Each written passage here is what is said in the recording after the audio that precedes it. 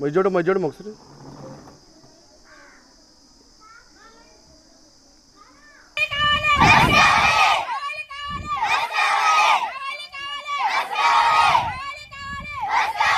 నా పేరు లాస్య. నేను తక్కెలపాడు నుంచి జెడ్పీహెచ్ఎస్ ఊటుకూరు స్కూల్కి వస్తున్నాను.